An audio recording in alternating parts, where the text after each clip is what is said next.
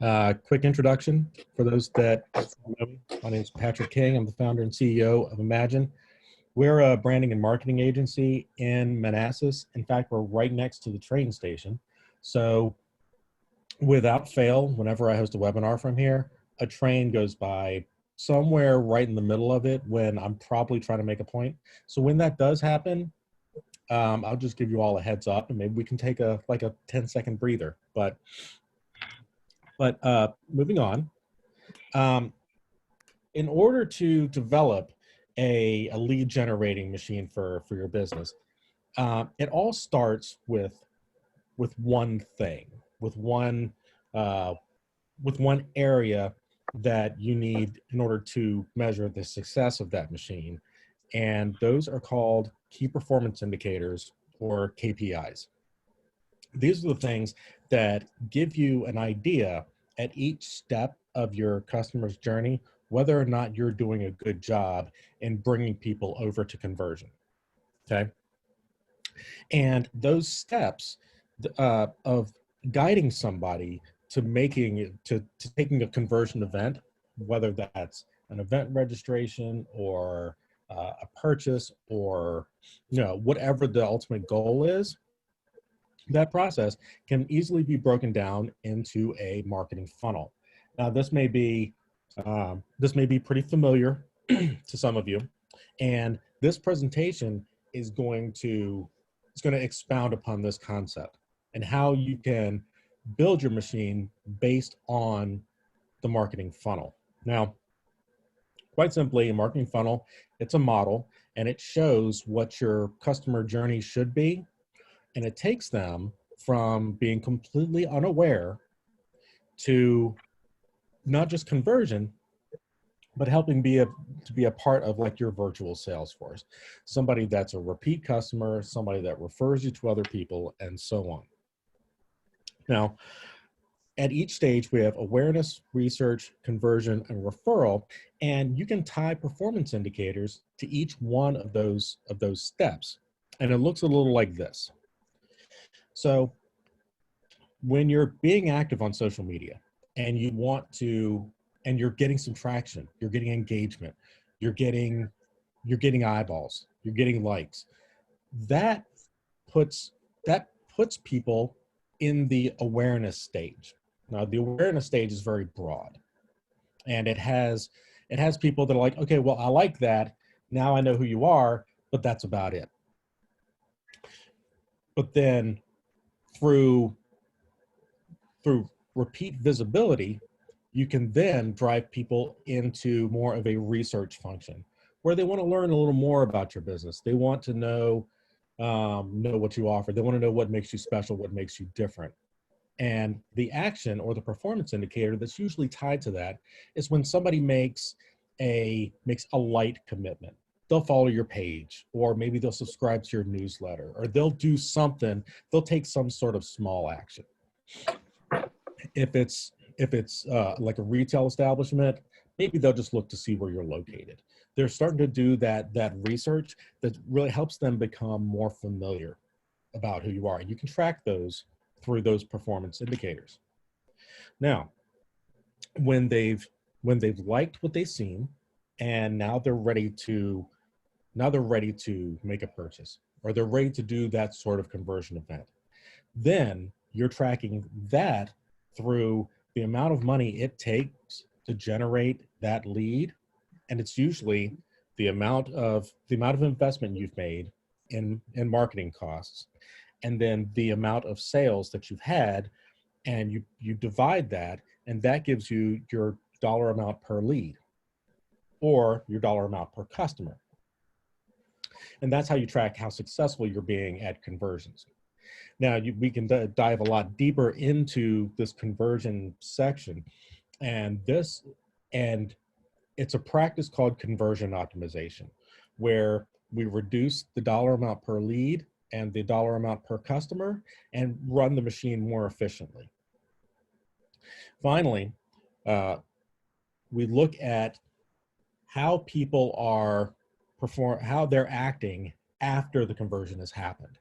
And that's usually measured in online reviews, or if they're sharing their experience online, or if you were able to, like if you were able to deliver an awesome experience and you see that they're of their own volition with no incentives at all, they're out there showing what a great experience they've had. Those are your performance indicators for finding out how well your referral visibility is going. Okay. With all that in mind, we now take a look at let's jump over to what we call persona development, which is organizing your audience. Now, this is very important because a marketing funnel is not, it's not a one size fits all. We all have different types of audiences that we go after. And while everyone is unique, we're all very, very special, unique people.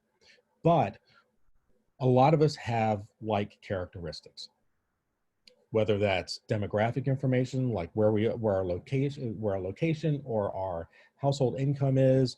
We can all kind of be tied by like characteristics. And by grouping people by like characteristics, you're now creating personas. And a persona looks a little like this when you've put it all together. Now, this was done through a tool provided by HubSpot.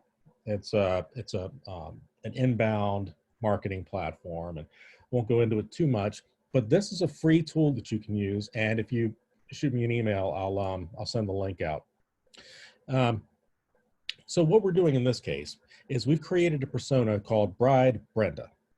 We have a rough idea of what her age group is, and while there are brides that are older and brides that are younger, this is only one persona.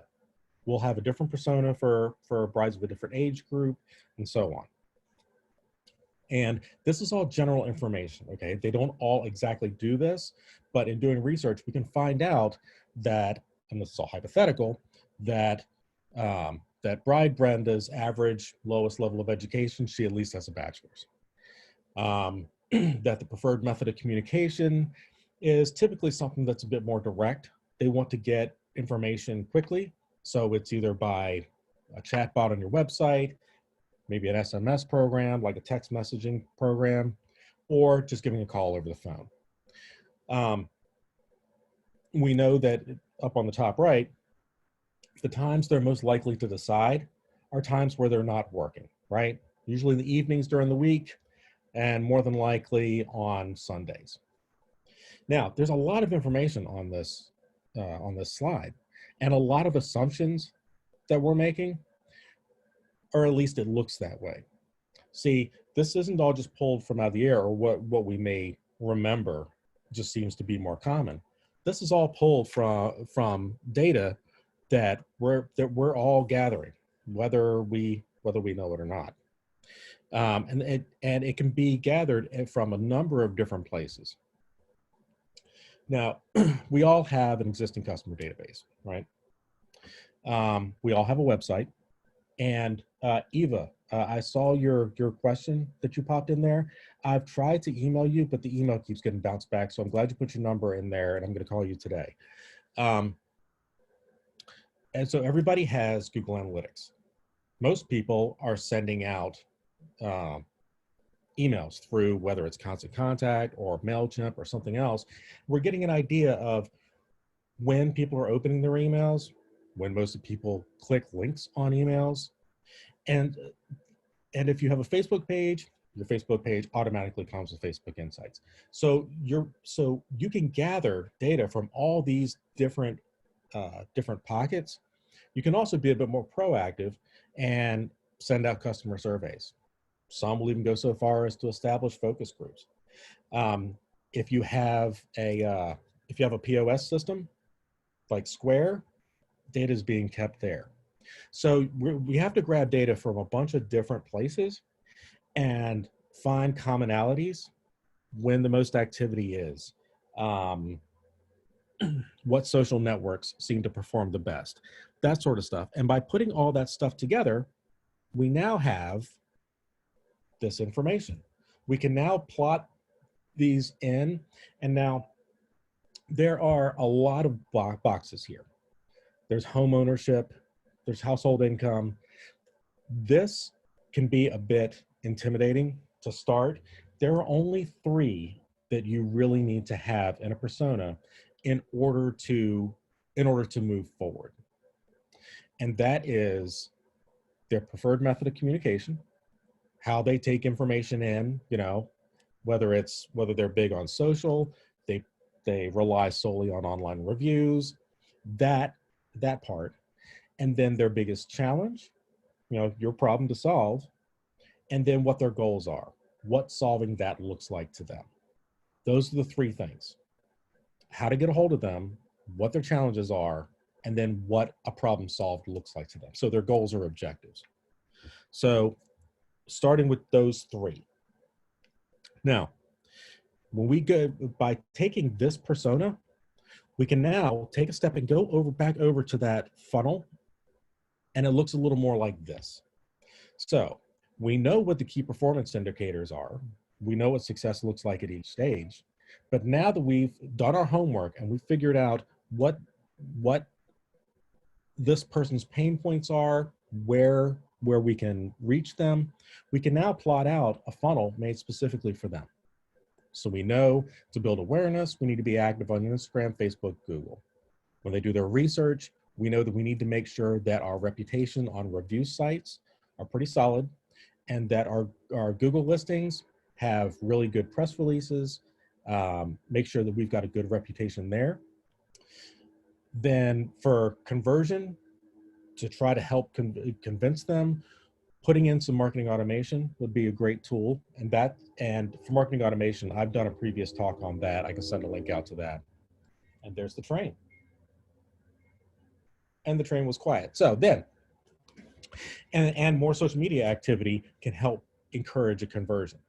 And then for referral, empowering them with your social media presence and some tools, maybe tools in your in your email communication that asks, if we did a great experience, could you give us a positive review, and have one button for that.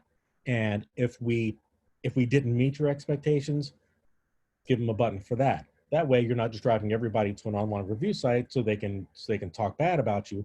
Instead, that second button goes over to a contact page where they can talk to you directly, and you can help resolve their issue, so that maybe they can then go give a positive review. Okay. All right. It's a lot of stuff. It's a lot of stuff to cover. I'm talking about social media, review sites, automation, social email, all that stuff. But really, who has that kind of time? Maybe now we have a bit more time than usual, but I'm talking normally. Who really has the kind of time to make sure that something like this is done consistently all the time? So we need to make it easy. So looking at all these different things, we have, it's like we have a different strategy for each tier of the funnel, right? We got top, middle, bottom. How are we going to guide people through this and not spend 50 hours a week doing it? So I broke this apart, and I've given some tips for each step along the way. We'll start at the top of the funnel. For social media posts, many of us are already scheduling posts. If you're not, scheduling posts on Facebook, it can be done within the platform. But for some reason, I don't understand, you actually have to go to a different part of your Facebook account to schedule posts. It's ridiculous. I'm not sure why they even bother with that. So, but the point is to perhaps use a scheduling tool. Like Hootsuite is very, very robust. You may not need something like that, but there are other tools like Later. If you go to, I think it's laterapp.com. It's a more simplistic version, and it'll allow you to post to really all the social media networks. Take a look in your Facebook Insights and see when your audience is most engaged, and schedule your posts for that time of day, because it's usually in the evenings, probably not during your 9 to 5. So plan about 3 to 4 posts each week, and that's really at the most. You really don't need to do more than that to run during those peak activity times. So you set maybe 15, 20 minutes at the beginning of the week, And that takes care of your posting, your scheduling, making sure it gets out at the right time, and that you're you're just managing conversations that spawn from those posts.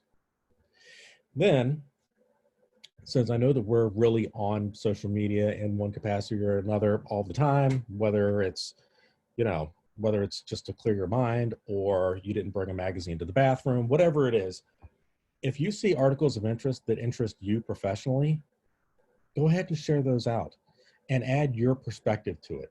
Because in doing so, it makes that content your content, and it helps to develop more conversations. Also, while you're on social, look at the posts of your colleagues, your vendors, maybe the people that you're vendors to. Comment on those colleagues, the posts of colleagues. Try to get conversations going, because it helps build your brand, and it also helps encourage reciprocity. Because if you're having conversations with them on their posts, they're more likely to have conversations with you on yours.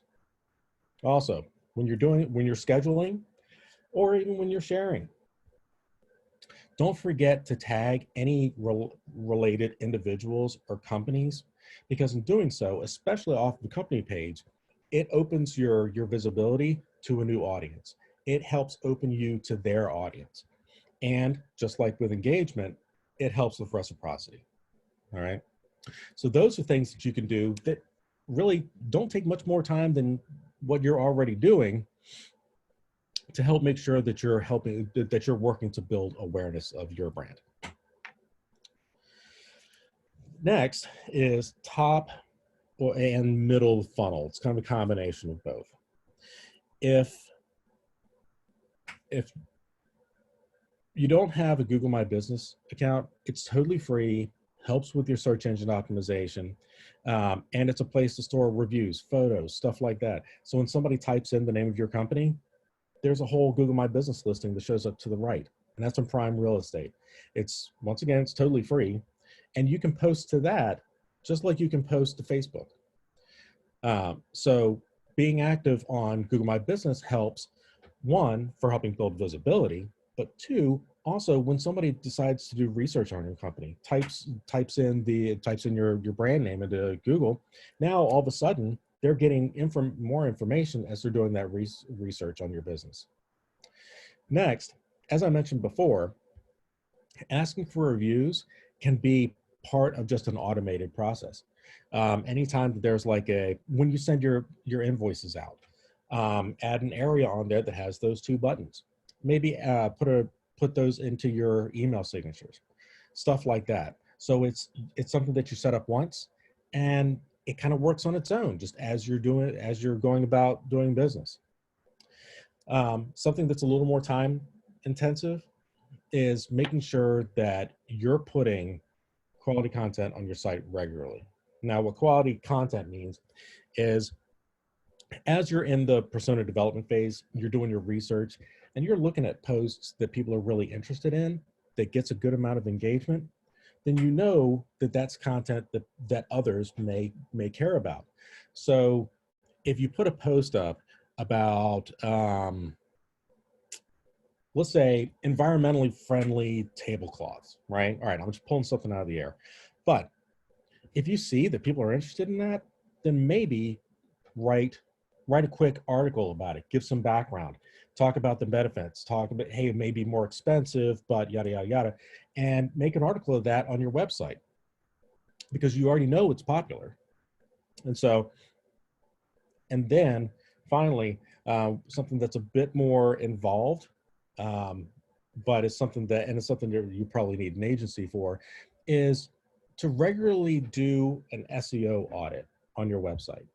And what that does is it takes a look at the content that you've been creating, making sure that it's optimized, that your page URLs are descriptive enough, that you have keywords in your meta description, that that you have the right blend, the right keyword density and the right phrasings throughout your content, that it's long enough, yada, yada, yada, yada, yada. So that's something that I typically suggest that you do at least quarterly. You do one big audit at first if your site's never been optimized, and then every quarter take a look. And that's something that I'm probably going to put together a talk for in the near future. All right, so we're at top, kind of middle of the funnel. So we've covered how to manage social, how to manage reviews, how to manage your website. And for a middle funnel, which can help a great deal in showing your thought leadership and setting you as an expert. If you haven't been to Help a Reporter Out, I encourage that you check it out. That's where publications, for everyone from like local papers all the way to like Washington Post, they put, if they're looking for sources, this is one of the main places they go. And when you sign up, you'll get an email about 3 times a day that has all the latest journalists that are looking for sources to talk about things. And you'll be surprised how often, when you respond to one of these, how often you'll show up in these publications, and it helps with your with search visibility. It helps with giving you content to share on social, and it really sets you as an expert. Okay. So, all right. Now, we can talk about marketing automation. That's a completely different talk. As I said, I've got a talk on that if you want me to send that over to you. So let's go down to lower funnel. This is the types of automation platforms you can go with are as complex as Marketo or HubSpot. They can also be very simple. If you have a MailChimp account for sending out emails, you already have the tools to automate your emails, so that, let's say you go to a bridal show and you have all these business cards. Well, if these people have signed up, they're like, hey, send me an email on so-and-so. If they've agreed to it, you can then put all those contacts into an automation workflow. Really, you upload them to a list, and then they'll get a sequence of emails to talk about, thought leadership. You can even break it out to have different personas that get certain types of content.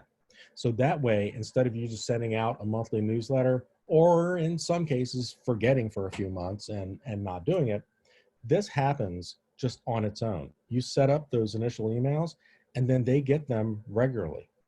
And it's per person. So every single person, no matter when you add them, they get an initial email. A week later, they'll get another one. A week later, they'll get another one, and so on. And that helps with keeping you top of mind and making you visible. Okay. All right. And then by performing all of these consistently, performing them well, then you have a cycle that it grows. So more referrals opens you up to larger audiences, which builds greater awareness. And then the funnel just appears to get wider and wider and wider, because the more referrals, the more awareness, and the cycle just grows. And that's the concept behind the marketing funnel. Those are the tools that you can use. Those are the practices you can do either on a daily basis, once a week, or maybe just one time, that will help make sure that your funnel is growing, that you're getting more leads, that you're being exposed to new audiences, and that the quality of those that you convert continues to grow. Because after all, now you can be selective. If you have more leads, then you want the quality leads, and you can ultimately get to a point where you pick and choose. All right. And with that,